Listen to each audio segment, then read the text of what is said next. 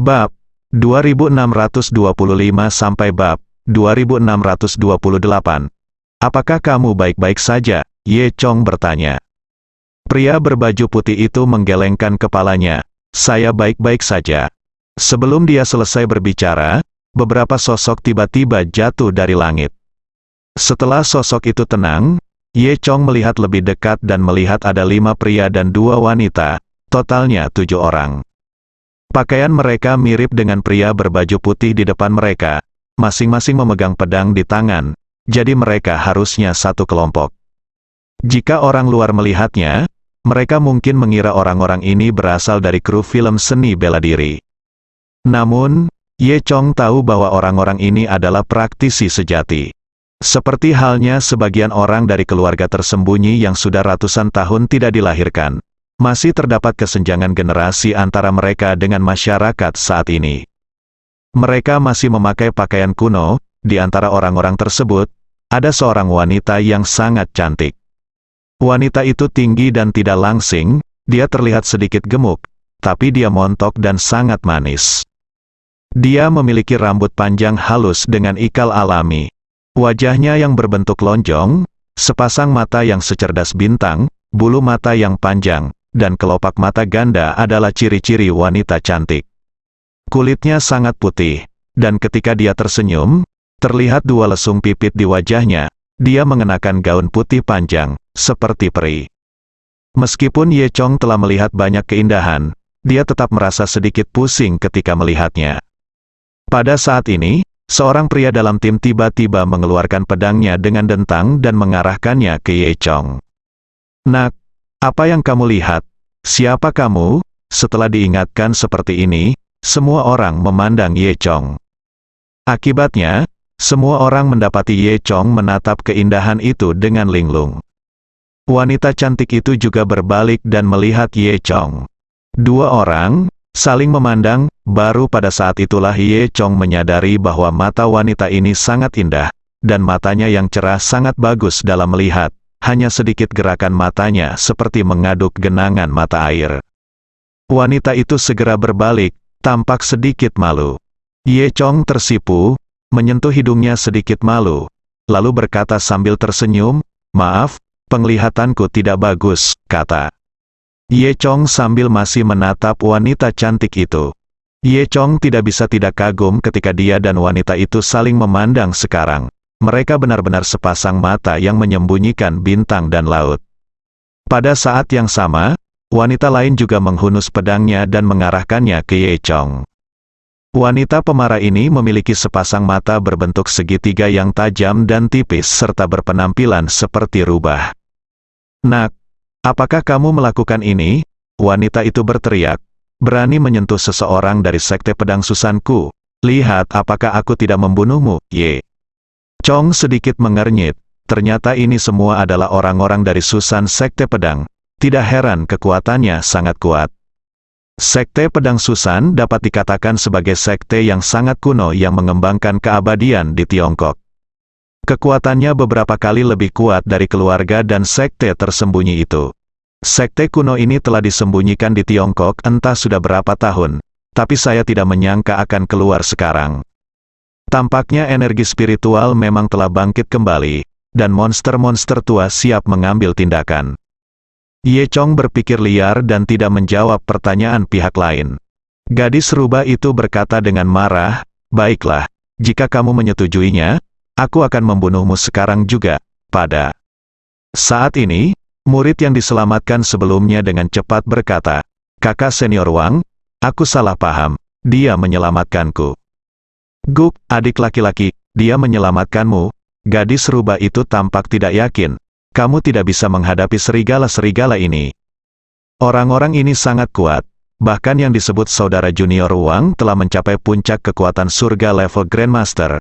Jika serigala putih tidak terlalu kuat, orang biasa tidak akan bisa menyakitinya." Jelas sekali, gadis rubah tidak percaya bahwa Ye Chong memiliki kekuatan seperti itu. Tidak hanya gadis rubah, tetapi juga beberapa orang lainnya memandang Ye Chong dengan rasa ingin tahu. "Apa yang terjadi?" Pemimpin itu angkat bicara. "Dia adalah pria jangkung, memegang pedang lebar yang berbeda dari orang biasa. Melapor kepada kakak senior Li, inilah yang terjadi. Kakak muda Wang berhenti sejenak, lalu menceritakan secara singkat apa yang terjadi. Setelah mendengar ini, semua orang sedikit terkejut. Kakak senior Li, yang memimpin, mendengus dingin, seharusnya Raja Serigala Putih yang ada di belakang layar. Mari kita berhati-hati, hei, kedua. Saudara junior itu juga sengsara, mereka dibunuh oleh Serigala Putih Raja, salah satu saudara junior berkata. Semuanya, hati-hati, ayo lanjutkan perjalanan kita, kata kakak senior Li. Pada saat ini, gadis rubah bertanya, kakak senior Li, apa yang harus saya lakukan dengan anak laki-laki ini? Kakak senior Li berkata, biarkan orang luar membiarkannya. Saya kira begitu, kata gadis rubah. Karena itu, beberapa orang hendak pergi. Pada saat ini, murid cantik itu berkata, ini tidak baik. Bagaimanapun, dialah yang menyelamatkan murid-murid Susan kita, dan dia juga dapat dianggap sebagai dermawan Susan. Menurut apa yang baru saja dikatakan oleh saudara muda Wang, dia sedang menyelinap ke arah Raja Serigala Putih, mengulurkan waktu untuk saudara muda Wang. Raja Serigala Putih merasakan kedatangan kita, jadi dia melarikan diri. Jika kita meninggalkannya di sini sekarang dan mengabaikannya, aku khawatir Serigala Putih Raja akan membalas dendam padanya. Ye. Chong, sekarang saya samar-samar menebak bahwa murid-murid dari Susan ini mungkin memiliki tujuan yang sama dengan saya. Dia mungkin juga berpura-pura menjadi babi dan memakan harimau, berpura-pura menjadi ayam yang lemah terlebih dahulu, lalu mengikuti mereka untuk mencari peluang mendapatkan darah Huanglong. Memikirkan hal ini, Ye Chong mengangguk dan berkata, ya, aku tidak ingin mati, kamu harus membawaku bersamamu, gadis. Rubah itu mendengus, hah, kenapa aku membawamu bersamaku? Bukankah begitu, kakak senior Li? Kakak senior Li terdiam, jelas sekali, dia memiliki sikap yang berbeda terhadap adik perempuannya yang cantik. Karena kakak muda Liu berkata begitu, oke, ayo bawa dia bersama kita, kata kakak senior Li. Gadis rubah itu mendengus dingin, sedikit tidak puas. Dia mungkin diam-diam menyukai kakak senior Li, dan sikap kakak senior Li terhadap kakak muda Liu membuat gadis rubah itu sangat cemburu. Semua ini dilihat oleh Ye Chong. Ye Chong tidak bisa menahan perasaan geli. Dia tidak menyangka akan ada begitu banyak pemikiran dalam kelompok kecil ini. Tentu saja, keputusan akhir ada di tangan kakak senior Li. Akhirnya, kakak senior Li berkata, ayo pergi, jangan buang waktu nak, sebaiknya kamu jujur. Jika aku mengerti apa yang ada dalam pikiranmu, aku tidak akan pernah memaafkanmu, aku akan membunuhmu terlebih dahulu. Kakak senior kata-kata Li. Ini sepertinya memperingatkan Ye Chong untuk menjauh dari junior sister Liu. Ye Chong merasa lucu, tapi dia tetap berpura-pura tunduk dan mengangguk. Setelah itu, semua orang berjalan menuju gunung bersama-sama. Saudara muda Wang datang terlebih dahulu untuk berterima kasih kepada Ye Chong karena telah menyelamatkan nyawanya, dan kemudian pergi bersama murid-murid lainnya. Ye Chong, di sisi lain, sengaja berada di depan adik perempuan junior yang cantik itu. Dia tersenyum sedikit dan berbisik, terima kasih, kakak perempuan, kalau tidak aku akan sengsara. Kakak perempuan senior yang cantik itu tersenyum pada Ye Chong dan berkata, sama-sama, kamu bertindak benar dan menyelamatkan orang-orangku di Susan, tentu saja kami akan membalas budi Anda. Omong-omong, nama saya Liu Jing, siapa nama Anda? Ternyata itu suster muda Liu Jing. Senang bertemu denganmu. Namaku Ye Chong. Senang bertemu denganmu, kata Ye Chong sambil tersenyum. Liu Jing tersenyum tipis, memperlihatkan dua lesung pipit yang dalam, yang cukup menyentuh. HMPH, kamu benar-benar tahu cara mendekat. Siapa adik perempuanmu? Apakah kamu layak, kata gadis rubah di sebelahnya. Ye Chong terlalu malas untuk memperhatikan wanita rubah ini. Dia diam-diam mengamati Liu Jing dan yang lainnya. Terlihat kekuatan Liu Jing hampir sama dengan miliknya. Di antara kelompok orang ini, yang paling kuat tidak diragukan lagi adalah kakak senior Li yang memegang pedang lebar. Dia sudah menjadi dewa tanah sejati. Ye Chong tidak bisa tidak mengagumi dalam hatinya tampaknya Susan, sebagai salah satu sekte kuno yang membudidayakan keabadian di Tiongkok, benar-benar memenuhi reputasinya. Murid dari master puncak tingkat surga dapat dilihat di mana-mana, dan salah satu murid terkemuka sebenarnya adalah Dewa Tanah Sejati. Jika diletakkan di luar, diperkirakan kekuatan semacam ini bisa menghancurkan dunia. Ketika Ye Chong sedang berpikir liar, yang disebut kakak senior Li tiba-tiba berhenti. Aku lupa bertanya padamu, untuk apa kamu di sini? Kenapa kamu ada di sini? Kakak senior Li bertanya dengan suara dingin. Ye Chong menjawab tanpa ragu-ragu, oh, saya datang ke gunung untuk mengambil obat, dan saya tinggal di Gunung Xiaosu. Gunung Xiaosu. Kakak senior Li mengangkat alisnya, apakah Anda tahu pendeta Tao gila Zhou Daxian? Zhou Daxian adalah tuanku. Dia memintaku datang ke sini untuk mencari bahan obat yang dapat menyelamatkan nyawa, kata Ye Chong dengan tatapan yang sangat serius. Apa, Zhou Daxian? Apakah dia tuanmu? Liu Jing memandang Ye Chong dengan rasa ingin tahu. Ye Chong mengangguk dan terus berpura-pura tulus. Iya. Apa, adik perempuan Liu Jing? Apakah kamu kenal Zhou Daxian? Ye Chong bertanya. Liu Jing mengangguk, menggelengkan kepalanya, dan berkata, kami tidak benar-benar mengenal satu sama lain, tapi kami orang-orang di Susan semua tahu tentang penganut Tao gila Zhou Daxian. Dia hanya orang gila, kata kakak senior Li. Ye Chong mengangguk. Itu benar, dia memang sedikit gila. Jika bukan karena takdirku, aku tidak tahu berapa kali dia akan mati. Kata-kata ini membuat semua orang tertawa. Tentu saja, kecuali kakak senior Li yang dingin. Setelah itu, kakak senior Li mengabaikan Ye Chong dan terus berjalan ke depan. Liu Jing memperkenalkan yang lain kepada Ye Chong. Ngomong-ngomong, orang yang baru saja kamu selamatkan adalah yang termuda di antara kita, kakak muda Wang Kaiwang, dan pemimpinnya adalah kakak senior Li Zizai. Dia sangat kuat, tapi dia punya buruk marah, jadi jangan macam-macam dengannya. Liu Jing berbisik pada Ye Chong. Ye Chong berpura-pura malu, mengangguk penuh semangat, dan berkata, tentu saja, ini terlihat luar biasa. Dan melalui perkenalan Liu Jing, Ye Chong mengetahui nama beberapa orang lainnya. Wanita bermata rubah bernama Wang Meiye, dan saudara laki-laki yang tersisa adalah Zhang Ruikun, Wang Mingpeng, Zhao Wei dan Hu Zuofei. Di sisi lain, melihat Ye Chong dan Liu Jing mengobrol dengan gembira, Li Zizai merasa tidak senang. Dia mendengus dingin dan berkata, saudari muda Liu, jangan terlalu banyak memberitahunya. Saya tidak tahu apakah orang ini baik atau jahat. Benar, saudari muda. Liu, apakah Anda ingin memberitahu semua orang tentang misi kami? Dia, Wang Meiye membantu dari samping. Liu Jing kemudian menutup mulutnya dan diam-diam menjulurkan lidahnya, terlihat sangat manis. Kemudian, Liu Jingcai diam-diam berjalan ke sisi Wang Meiye. Semua orang terus berjalan menuju gunung. Puncak gunung di dalam gerbang neraka ini sangat aneh.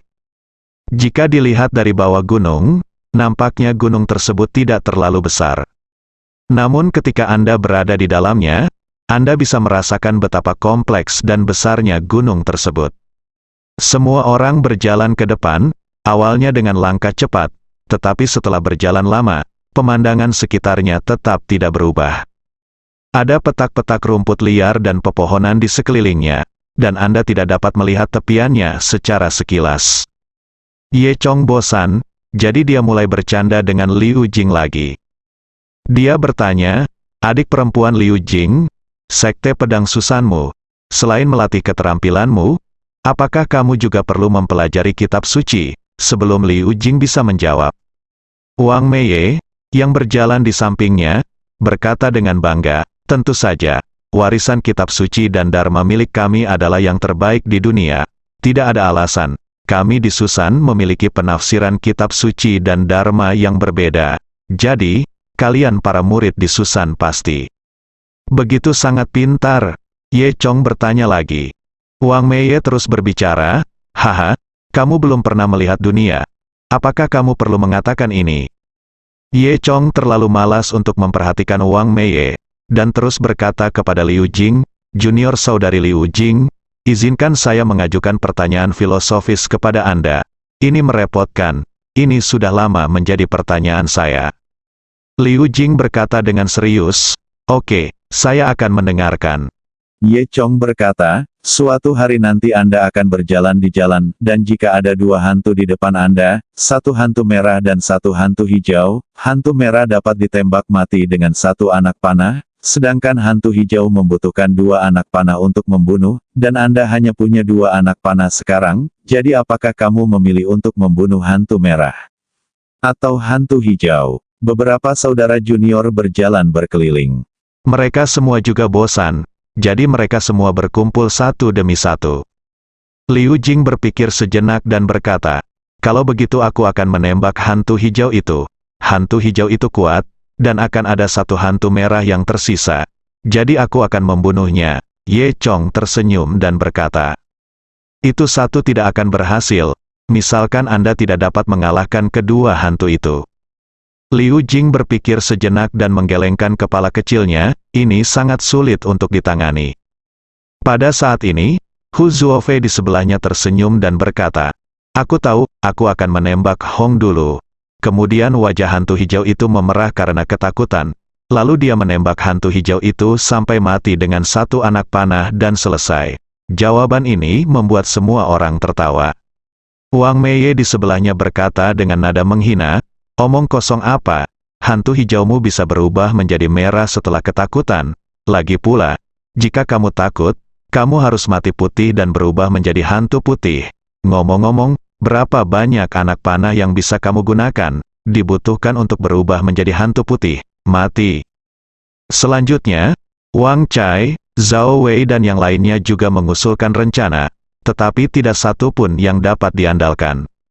Semua orang tidak bisa memahaminya dan bertanya pada Ye Chong dengan rasa ingin tahu. "Apa yang harus kita lakukan, Ye Chong?" Tersenyum sedikit dan berkata, "Saya akan memberikan panah pada hantu hijau itu terlebih dahulu, dan kemudian saya akan melihatnya. Siapapun yang tidak patuh akan melakukannya ditembak mati." "Siapa?"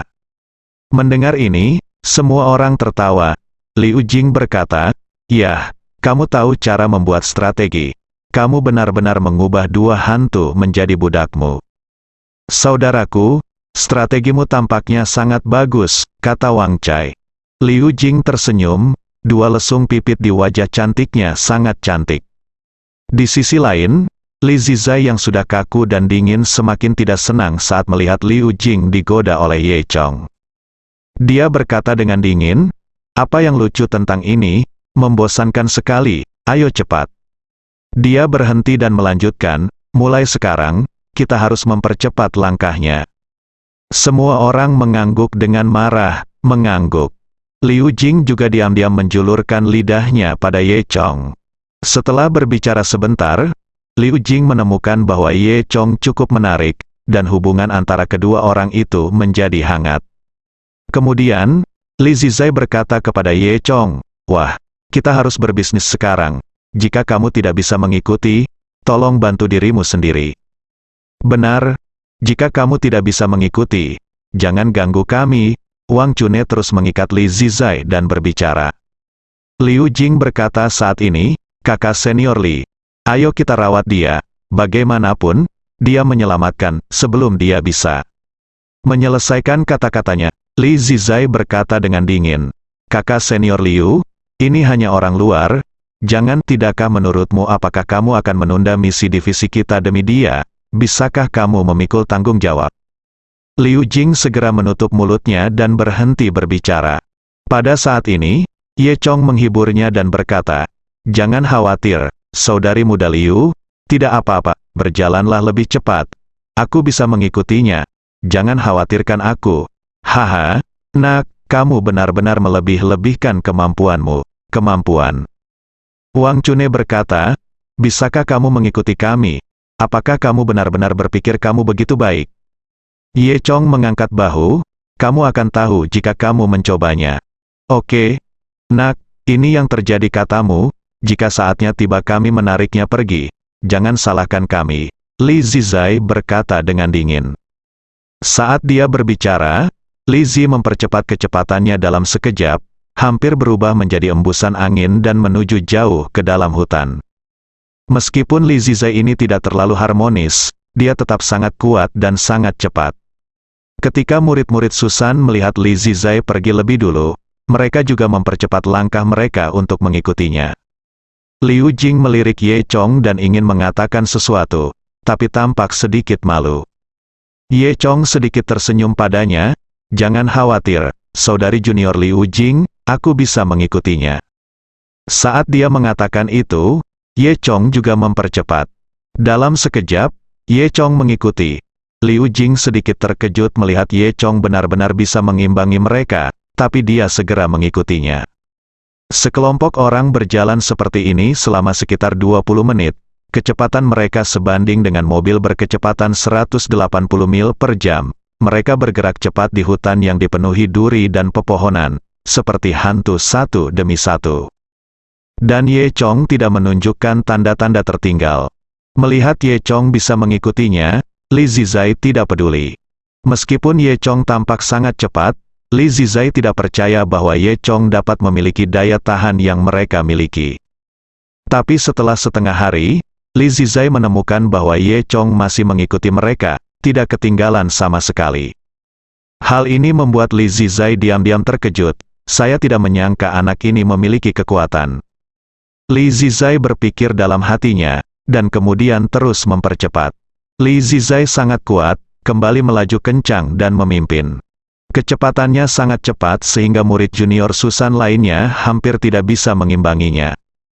Ye Chong, sebaliknya, merasa sangat nyaman. Faktanya, meskipun Li Zizai lebih kuat dari Ye Chong, dia telah mencapai tingkat tanah abadi sejati.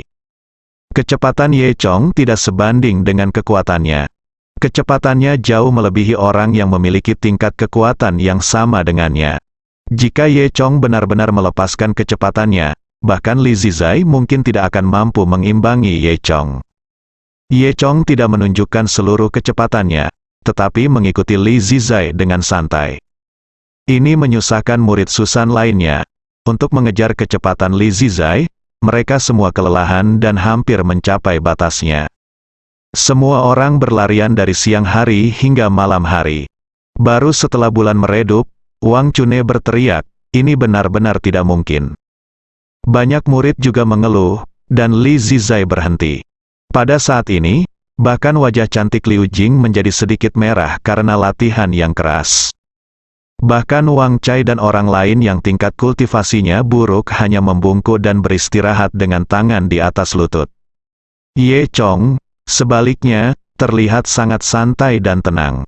Liu Jing memandang Ye Chong dengan heran. Sepertinya kamu cukup kuat. Dari mana kamu belajar? Pendeta tahu gila itu tidak memiliki kemampuan seperti itu. Apakah kamu benar-benar diajari olehnya? Ye Chong hehehe sambil tersenyum. Dia berkata, iya. Meskipun pendeta tahu gila itu, tidak, maksud saya guru saya, dia tidak pandai berkultivasi, tetapi dia punya banyak rahasia, dan dia mengizinkan saya berlatih sejak saya masih kecil, seperti berlari, saya aku yang terbaik oke. Setelah mendengar ini, Li Zizi merasa sangat tidak senang. Dia mengutuk dalam hatinya, saya tidak bisa menyingkirkan bajingan ini seperti plester kulit anjing. Saat semua orang berbicara, dia tiba-tiba mendengar suara, jarang, datang dari hutan di kejauhan. Suaranya menjadi semakin keras, dan saat suara itu terdengar, seluruh tanah berguncang. Jelas sekali, ada makhluk besar yang mendekati mereka. Semua orang mengerutkan kening dan tampak gugup. 2 detik kemudian, terdengar suara klik yang keras dan semua pohon di sebelahnya tumbang. Kemudian, sesuatu yang sangat besar melompat dari pohon. Semua orang melihat kilatan bayangan hitam, dan benda besar itu menghancurkan semua pepohonan di sekitarnya. Jika Anda perhatikan lebih dekat, Anda akan melihat bahwa itu adalah seekor ular kobra yang sangat besar. Tinggi badan ular kobra lebih dari 10 meter. Meski tergeletak di tanah, ia hanya mengangkat kepalanya, dan tingginya masih 3 meter. Kerutan kulit besar di kedua sisi kepalanya menonjol dan melebar keluar, seperti 2 pintu, dan berwarna cerah. Sepasang mata ular berwarna merah darah menatap semua orang. Ular kobra terus-menerus memuntahkan racunnya, dan setiap kali ia memuntahkan racunnya, ia akan mengeluarkan kabut hijau tebal, dan udara langsung dipenuhi bau busuk. Air liur ular kobra menetes ke tanah, langsung merusak tanah. Terlihat betapa sangat beracunnya bisa ular kobra ini. Ketika semua orang melihat ular kobra, tanpa sadar mereka mundur 2 langkah. Namun, bagaimanapun juga, itu adalah murid Susan. Meskipun mereka terkejut, mereka tidak panik. Binatang yang sangat besar, kata Zhao Wei. Ini hanya sedikit lebih tua. Dengan kakak senior Li di sini, kami tidak akan panik, kata Hu Zuofei. Saat ini, Ye Chong menemukan bahwa Liu Jing juga mundur 2 langkah. Bukan karena dia takut, hanya saja perempuan pada dasarnya tidak menyukai hal-hal menjijikkan seperti itu. Ketika Ye Chong memperhatikan pemandangan ini, dia tersenyum dan berkata kepada Liu Jing, "Adik perempuan Liu Jing, kamu tidak perlu khawatir tentang hal semacam ini.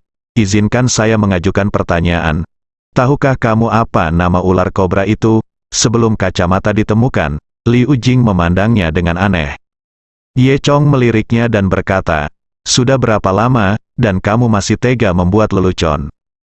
Li Zizai merasa semakin tidak bahagia saat melihatnya Ye Chong menggoda Liu Jing lagi. Dia mendengus dingin, "Kamu tahu cara membuat sensasi." Saat dia berbicara, kobra telah melancarkan serangan.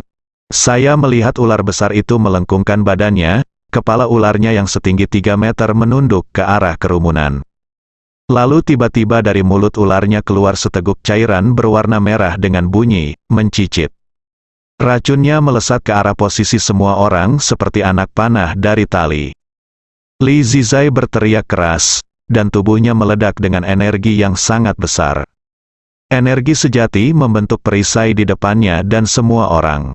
Perisai itu memiliki radius sekitar 2 meter dan berdiri di depan semua orang, menghalangi racun merah kobra. Saat racun merah mengenai perisai, terdengar suara, sedikit. Awalnya, perisai Zeki sangat tebal, tetapi sebagian besar terkorosi oleh racunnya. Namun, racunnya pada akhirnya tidak merusak perisai Li Zizai, dan diblokir oleh energi sebenarnya.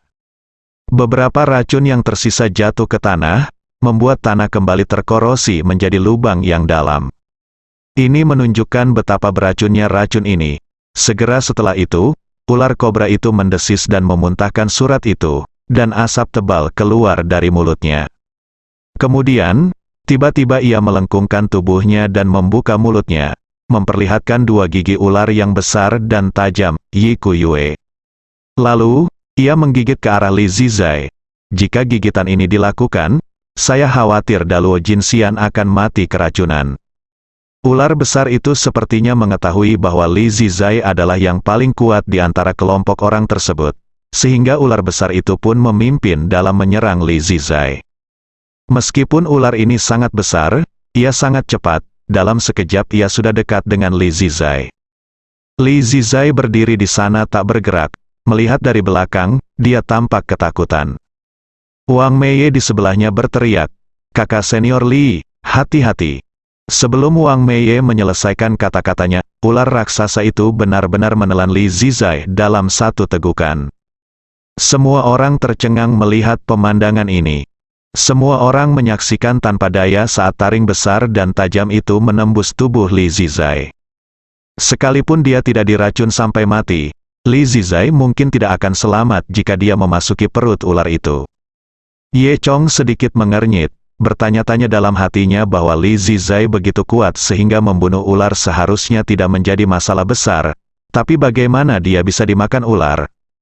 Dan ketika Ye Chong bingung, tiba-tiba, cahaya putih melintas di posisi kepala ular. Kemudian, muncul sesosok tubuh di samping lipatan kulit ular kobra. Pria itu berpakaian putih dan memegang pedang lebar di tangannya. Bukankah itu Li Zizai? Atau siapa? Ketika Ye Chong melihat adegan ini, dia tiba-tiba menyadari bahwa Li Zizai baru saja menggunakan teknik klon. Yang ditelan ular besar itu hanyalah tiruan Li Zizai. Harus dikatakan bahwa langkah Li Zizai sangat pintar, dan bahkan Ye Chong tidak menyadarinya. Ini hanya menunjukkan bahwa kekuatan Li Zizai lebih unggul dari Ye Chong. Kemudian, sebelum ular kobra itu sempat bereaksi, Li Zizai menebasnya dengan pedangnya. Lampu hijau zamrud segera terpancar dari pedang besar itu. Kemudian, seolah-olah itu adalah pisau yang sangat tajam, ia mengiris tahu tersebut. Cahaya pedang segera memotong kepala ular kobra tersebut. Semua orang hanya bisa melihat kepala ular itu dipenggal, dan hampir tidak ada suara yang terdengar. Kemudian, dengan bunyi, boom, kepala ular seberat beberapa ratus kilogram itu jatuh ke tanah, membuat lubang besar di tanah. Saat kepala ular itu jatuh, racun di dalamnya terciprat seperti air. Untungnya, semua orang berada jauh dan racunnya tidak melukai mereka. Saat ini, semua orang menyadari apa yang terjadi. Wang Meiye adalah orang pertama yang memimpin dalam bersorak. Wow, kakak senior Li, kamu luar biasa. Saudara senior Li, tak terkalahkan, saudara senior Li, kamu perkasa. Semua orang berteriak. Setelah itu, Li Zizai mendarat dengan santai di tanah dan mengambil kembali pedang lebar di tangannya. Dilihat dari penampilannya, dia tidak terluka sama sekali, dan tidak ada percikan darah di pakaiannya. Li Zizai masih mengangkat kepalanya dengan dingin, mengabaikan pujian orang lain padanya, tapi menatap Liu Jing dengan matanya. Dan Liu Jing juga berkata, "Saudara Li, kamu benar-benar luar biasa." Setelah menerima pujian Liu Jing, Li Zi merasa bangga di dalam hatinya, dan sudut mulutnya sedikit melengkung, membuatnya tampak seperti sedang tersenyum. "Aku tidak menyangka akan ada ular sebesar ini di sini," kata Ye Chong. "Apakah kamu baik-baik saja?" Liu Jing berkata sambil tersenyum. "Bagaimana kabarmu? Apakah kekuatan Sekte Pedang Susan kita baik-baik saja?" Ye Chong berkata sambil tersenyum, "Tidak buruk." Keduanya berbicara. Pada saat ini, mata ular berwarna merah darah di kepala ular setengah kempes yang jatuh ke tanah benar-benar terbuka. Segera setelah itu, kepala ular itu tiba-tiba meludah, dan gigi ular di mulutnya terbang keluar dari udara tipis. Taring ular yang sangat berbisa, seperti anak panah dari tali, melesat di udara, hanya meninggalkan bekas perak dan terbang langsung menuju Liu Jing.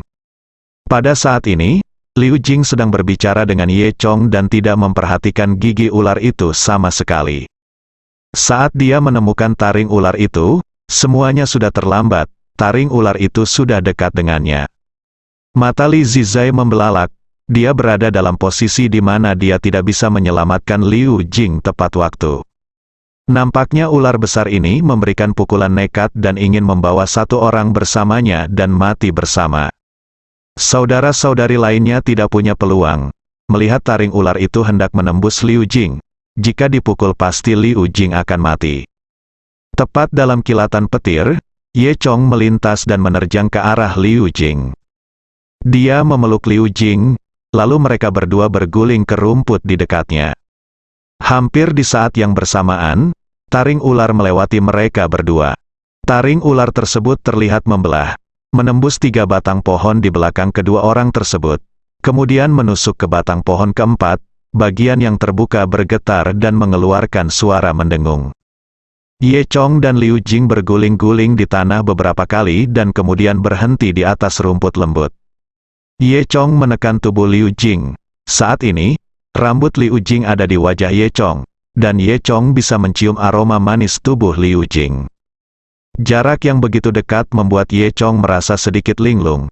Dia bahkan tidak menyadari apakah itu rumput lembut atau Liu Jing di bawahnya. Setelah beberapa detik, Ye Chong bereaksi, "Apakah kamu baik-baik saja?" Liu Jing sangat ketakutan hingga wajahnya menjadi pucat. Baru setelah Ye Chong memintanya, dia kembali sadar. Aku baik-baik saja. Aku baik-baik saja. Kamu selamatkan aku." Ye Chong terkekeh, "Tidak ada, ini masalah kecil." Pada saat ini, Liu Jing ingin bangun, tetapi mendapati Ye Chong mendesaknya. Terlebih lagi, Ye Chong berguling ke bawah sambil memegangi dirinya sendiri, dan salah satu tangan Ye Chong masih menempel kuat di bawah pantatnya. Ketika Liu Jing merasakan tangan Ye Chong di sana, wajah cantiknya memerah. tanganmu, kata Liu Jing dengan wajah merah. Baru saat itulah Ye Chong menyadari ada sesuatu yang tidak beres. Lalu, dia dengan cepat menarik tangannya kembali. Dan karena Liu Jing sangat tertekan, ketika Ye Chong mundur, dia harus menggunakan banyak tenaga untuk mundur. Hal ini membuat Liu Jing semakin malu. Wajah Ye Chong memerah, dia menyentuh hidungnya dan berkata, "Bagaimana? Tadi sangat lembut?" "Ah, tidak, maksudku, itu sangat berbahaya sekarang." Wajah Liu Jing menjadi lebih merah, dan dia menurunkannya kepala dan tidak berkata apa-apa. Saat ini, semua orang berkumpul. "Bagaimana kabarmu, kakak muda Liu? Kamu baik-baik saja?" "Iya, kakak senior Liu, apa kabar?" semua orang bertanya. "Haha, menurutku tidak apa-apa, aku masih bisa berpelukan dengan yang lain," kata Wang Mei sinis dari samping. Liu Jing dan Ye Chong lalu berdiri. Liu Jing tersipu dan berkata, "Yah, aku baik-baik saja." Dia memandang Ye Chong dan berkata, "Terima kasih telah menyelamatkanku. Aku tidak menyangka kamu cukup kuat." Zhao Wei berkata kepada Ye Chong sambil tersenyum. "Kamu menyelamatkan anggota lain dari sekte pedang Susan kami," kata Wang Chai bercanda. Pada saat ini, Wang Mei terus melontarkan komentar sinis di sampingnya. "Benarkah? Apakah Anda menyelamatkan orang? Atau apakah Anda memanfaatkan kesempatan ini? Saya pikir tangan Anda tidak terlalu jujur." Setelah mendengar ini, semua orang diam-diam menatap Li Zizai. Bersambung.